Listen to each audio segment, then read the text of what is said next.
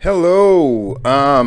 This is my reaction to Drew Blood, who's a guy who's taken recently to writing a series of articles about wrestling, and we're on episode 8, and I think it's worth talking about. It's Drew Blood discussing what it is to be a heel. As with most things I read, I agree with some of it, don't agree with other parts of it. It's worth discussing. He took the time to write it down, and he's a pretty smart guy. So I kind of want to encourage him to continue to write. I know there have been people that have been like, oh, the boys won't like it if you write this. The boys won't like it if you write that. Fuck them. I see nothing wrong with somebody expressing themselves, offering their wisdom and opinion. If you keep bowing at the feet of guys like Jim Cornette and Bruce Pritchard, and that they're the end all be all and everybody else is an idiot, things never evolve, things never change. I like that a younger guy like Drew Blood is willing to chime in, and the fact that he's self-deprecating, I think helps a lot. So let's get into it. From Drew Blood, there are lots of opinions on being a good heel. Pretty fucking shit opening for a guy who's a pretty decent promo guy. There's currently a rise of guys living the gimmick and experimenting often badly with various styles.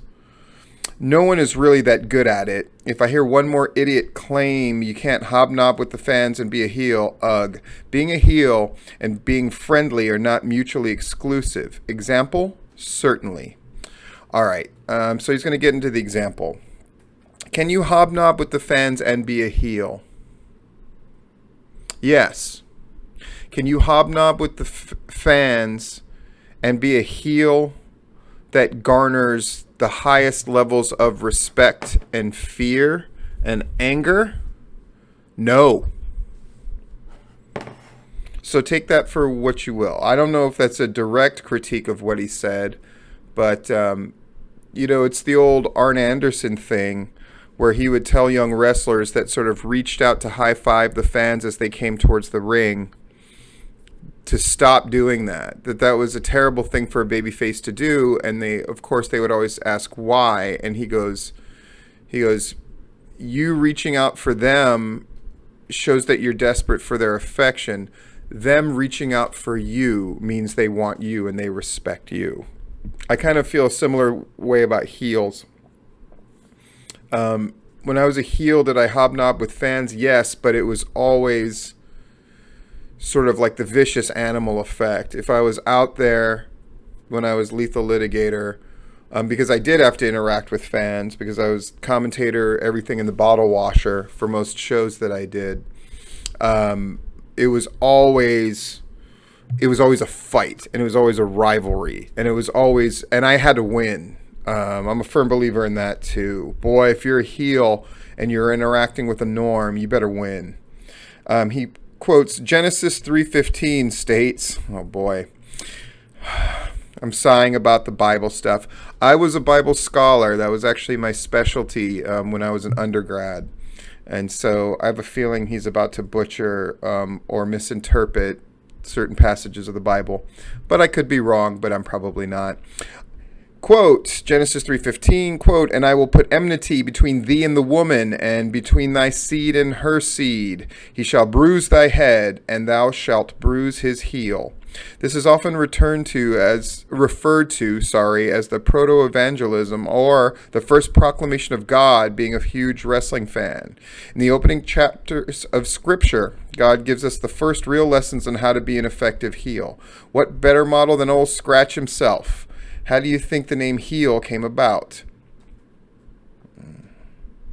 It's not the greatest paragraph ever written. Nothing inherently wrong with it, but are you telling me most people started to read that quote and got into what he was saying? Of course not. The job of the heel is to draw money, to make people pay, not necessarily to always see him lose, but to see the baby's face win. Sure. The name itself, Satan, means adversary. He has to position himself advantageously, and there must be something at stake. For at least 2,000 years, people have been paying to ensure that handsome devil doesn't beat them. The world's best-selling book is all about how the ultimate babyface finally overcomes the ultimate heel. What lessons can we glean from this box office bonanza? I didn't know 50 Shades was about the ultimate babyface. That's a joke. Sure, I think looking at the Bible is a great way. Who's the ultimate babyface? Is that Jesus? Is that us? I guess it's Jesus. Anyway, well, let's look at the gimmick of Satan. You don't actually see him that often. That's a great observation. He only makes a few appearances in the whole angle. However, he's mentioned fairly often.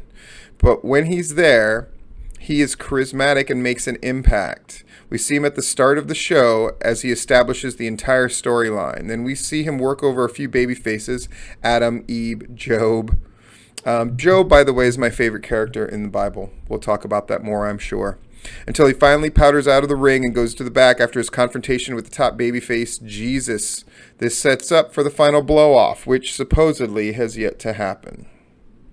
The devil, oh my God, I just went Waterboy on us. The devil establishes his strength early on. Manipulation. Being a great manipulator is the key to being a heel. I will agree with that to an extent. You can be a physical monster, but if you lack the ability to manipulate, it's inevitable that you lose your heat. When you manipulate, losses become victories. Way too narrow on what a heel is. Way too narrow. I think Drew kind of suffers from a kind of a bit of navel gazing here, and his favorite kind of heel is the best and only kind of heel, which is the manipulator and the talker. The Satan-like figure. By the way, most of the things that we identify with Satan and characteristics of Satan are not actually directly from the Bible, but interpretations that other people have had, most notably Milton's Paradise Lost. Just saying. That you will find even fewer mentions of Satan in the Bible than even Drew is probably aware of. That most of our interpretations of the devil as a sort of master manipulator come from that interpretation from John Milton. All right. Regardless, this idea that you have to manipulate in order to keep your heat going, this sort of Jake Roberts-ish thing of, I lost, but then I just claim it as a victory, and that keeps the thing going. That is one narrow definition and way that heels can go. Wrestling has been filled with a ton of different kind of heels. I think this is way too narrow, and I think the problem is, I agree with Drew that heels are all very similar now. And so the answer isn't, this is your narrow range of parameters with which to be a heel. I think we all miss monster heels. Monster heels booked appropriately over the long term. You know. All right. The heel is the manipulator of the angle. The baby face is the beacon and moral force, rather intellectually obtuse and spiritually impermeable. Oh, that's a fantastic observation. I can't get around that. And you see that in comic books as well. Usually heroes are physically powerful and villains are intellectual. Superman versus Lex Luthor, right? There are exceptions, of course. Batman's an exception, but for the most part, there has always been this notion that within the realm of the intellectual lies the immoral. Yeah, we're afraid of that to this day. When right-wingers sort of rail against sort of intellectual elites, that idea comes into play. Because people who are smarter tend to question existing moralities and work around them, and it makes people uncomfortable. Yeah. Heels don't have to be mean and nasty per se. Let's check out that devil in action. At no point does he beat down the baby face without reason. At no point does he insult the audience. Instead, he offers alternatives. In Genesis, he simply encourages Adam and Eve to be their best self, to partake in and to obtain the knowledge of God. He manipulates the situation and positions himself as someone with the babyface's best interest at heart, and thus the consequences. The babyface falls for the trick and the whole angle is set up. It's a story of good fighting up from underneath. A friend of mine and me came up with an idea that I think kind of sums up what Drew is dancing around, that all wrestling angles, all of them, are about one concept, and that is justice served. Nothing more, nothing less. If you look at the angles that did not work in wrestling, it's because ultimately justice wasn't served, right? It's not just that Triple H buried their like WWF/E's entire mid-card babyface roster and nipped so many things in the bud. It's that he never got his comeuppance. And I don't mean just by a loss, I mean by justice being served, right?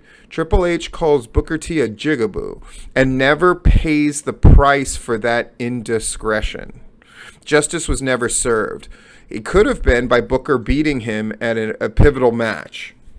Or it could have been Booker T forcing Triple H to be humiliated in a way exponentially big to the humiliation he heaped on Booker. Yeah, that's an example. It's about justice served, and I think Drew sort of dances around that, but he's definitely got that sort of in the back of his mind when he's talking about this stuff. Look at Job. Here, Satan does his most physical work. He really does a number on Job and his family. He makes it personal, but it's for a high purpose. Job is highfalutin, rich, and prosperous with a great life. Satan proposes a testing of his faith. He asks for permission and receives it. Job remains faithful and Satan loses, but it made for a great angle. Man, that's not a correct interpretation of Job at all, honestly. In fact, it would have catered better to Drew's argument about what a heel should be if he actually had the correct story. It's Satan doesn't do anything to Job. Satan manipulates God into doing it to Job. Yeah. What's the equivalent in pro wrestling? A heel that works the babyface authority figure into oppressing the babyface. Yeah. Can I think of an example of this? It's because it's God who punishes Job, right? Satan goes, yeah, if you took this away from him, he would curse you. So God takes away all his riches. God, gives him a disease. God kills off his livestock, family members, makes them all suffer. And actually Job, at the end of this, he's not mad at Satan. He's mad at God and actually confronts God and wins the argument to the point where God basically has to get out of the argument, where Job is like, how, if you're God and I've done everything that I'm supposed to do and I've lived the life that I'm supposed to, how could you do this to me? And ultimately God gets every argument of his broken down and basically has to go, well, I'm God. That's it. I'm God. That's why. That's the argument that he has to give back to Job, because Job is correct. And then he gives Job back everything threefold as sort of a payoff. Yeah. Job is the babyface in that story, but the manipulated God actually becomes sort of part of the heel thing. It's a much more interesting story than Drew sort of simplified it to be. Yeah.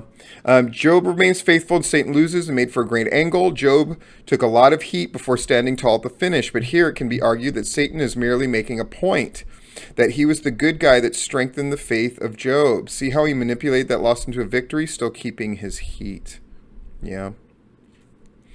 After some Old Testament visions, we see Satan perpetrate his biggest run-in yet. As a weakened Jesus stumbles about the desert, Satan offers him reprieve from worldly pain and suffering. The cost is little or great, depending on your point of view. A shifting of allegiances. This is my personal favorite role of the heel. The offer to sell out. Is it selling out or is it buying in? Regardless, it works every time. Yeah. Again, these are sort of like Bray Wyatt-esque heels that he's talking about. But again, I think that this definition of heel is far too narrow. The most interesting heels that have happened in Georgia wrestling in the last 10 to 20 years were honestly people who felt wronged, justifiably felt wronged, and lashed out to an immoral degree. Those are always the most interesting ones. If you want to know which heels are the most effective, right? Jeff G. Bailey, who, when you look at the surface of what he was as a heel, where he was like the manager of the Black Supermen, the things that he was saying, these black athletes are so great and you hate them because they're black and blah, blah, blah, blah, blah. It's amazing how ahead of its time that was, right? Jerry Palmer becoming heel was the biggest thing because it was based in reality. I created this stuff and you guys turned on me, and so now I'm going to go at you. Heels don't always have to be sneaky and manipulative. Sometimes they just have to have a righteous cause. But the difference to me, to a heel and a baby face, is at the end of the day, a heel is willing to forego morality in favor of getting something accomplished. My pain or what I want trumps somebody else's rights, somebody else being fair to other people. That's a heel. A baby face, you know what somebody told me? Cowboy Bob Ellis, actually, I believe, who's a baby face his whole career. I said, like, what's the definition of a baby face? And his answer shocked me, and I don't know that I disagree with it. I think it's a great sum up. He's like, baby faces are show-offs. He's like, yeah, they're good people and all that stuff, but at their heart, baby faces are a show-off. That's why they do flashier moves. That's why they do unnecessary things. That's why they go to the top rope and signal to the crowd. They need the adoration of the crowd in order to act, which can be seen as vain, which can be seen as these things that are negative. But he goes, at their heart, baby faces need to be loved, and heels need to win at all costs. I thought that was pretty good too.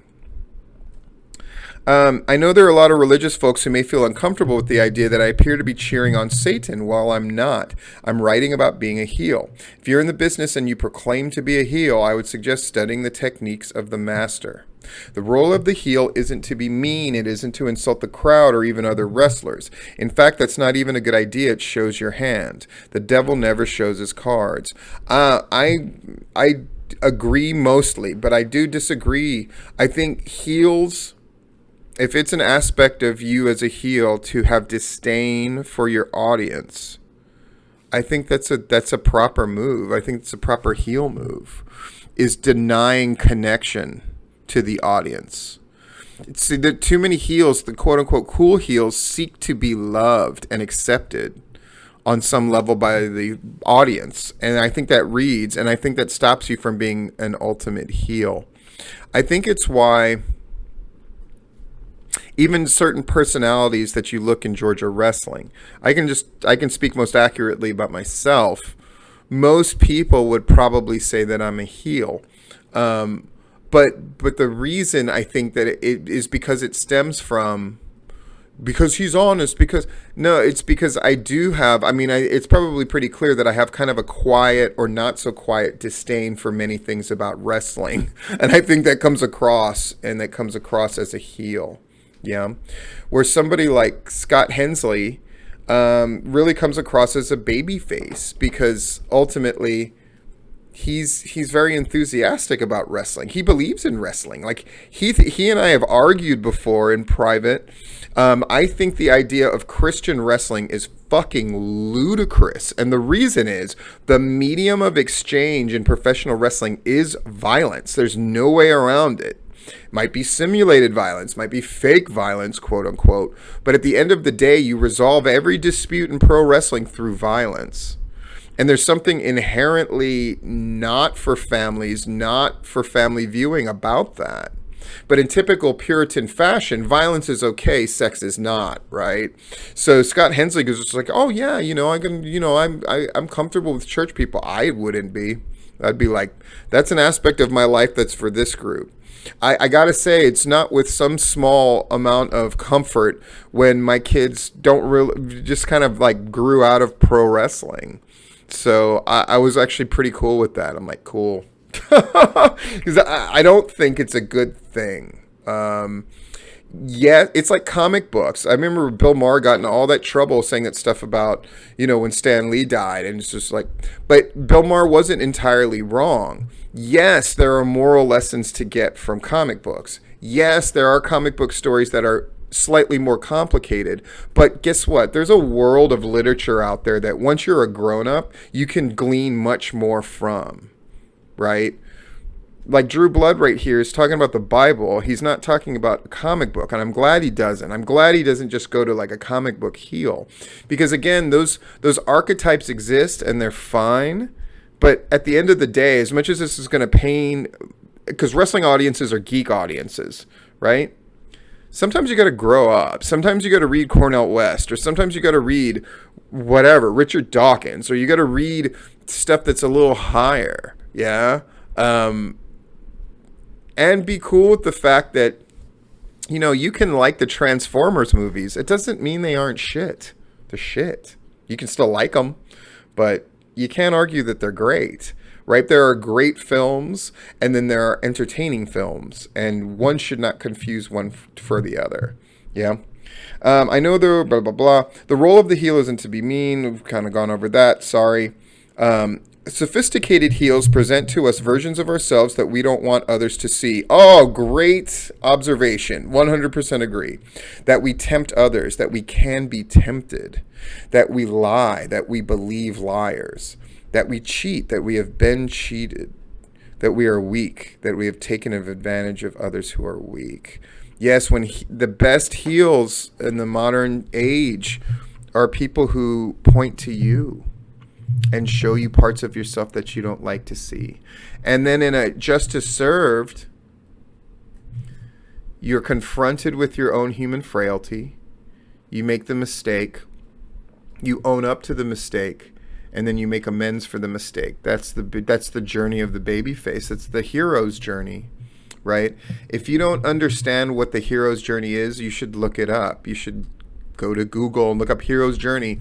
And sometimes they have between 7 and 11 steps. Look up the 11 steps, the one that's 11 different things to go through a hero's journey.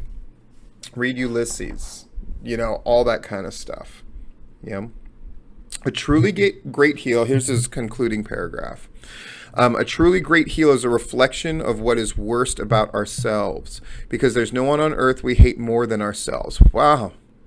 See, when Drew stops sort of ham-handedly trying to shoehorn Satan in the Bible with what his vision of a heel is, I think it's much better. I think I think the Bible analogy stuff falls flat and short. One, because he doesn't know the Bible as well as he thinks he does, and two, I don't think some of the stuff fits very well. But when he's just talking, when Drew feels confident enough to make these sort of bold statements, boy, it's the part that rings the truest to me, right? Let me read that again. A truly great heel is a reflection of what is worst about ourselves. And that's why you can have a monster heel that's amazing, because a monster heel is part of the worst of ourselves.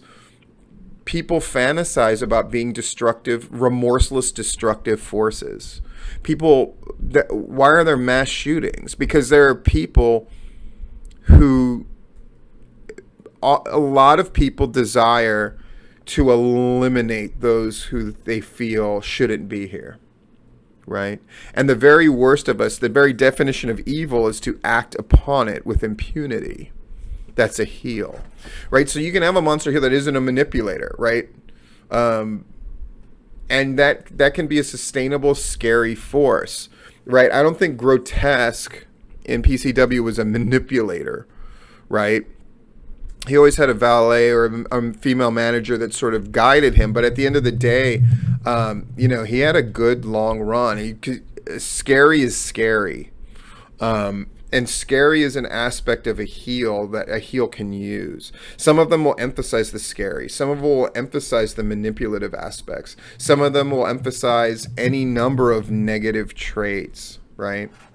And if you're good, you can sustain it. And if you've got good bookers and writers with you, you can sustain it even longer and modify it and change it. Yeah.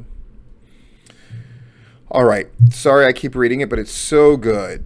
A truly great heel is a reflection of what is worst about ourselves, because there's no one on earth we hate more than ourselves, and there's no one we want to see get beat more than the version of ourselves we hate the most. Thanks for the lesson, Scratch. I blame you for being so darn good at this. I think he would have been better served not having the Bible stuff and Satan. I think there's a part of Drew that's afraid to say outright, I'm a great heel and I fucking think about this shit all the time and this is what I've come up with. It's sort of like, and I can be accused of this too, sometimes I quote stuff that's actually me and I give it to somebody else to kind of give it an authority but also distance myself from it. My advice to Drew in the future, instead of ham-handedly doing this like academic like exercise of trying to intertwine an example, because in this case I don't think it highlighted in the right way that you think that it did. It's the stuff that you wrote at the end, and then giving any kind of example, even from your own career, things that you've witnessed, would be much more effective.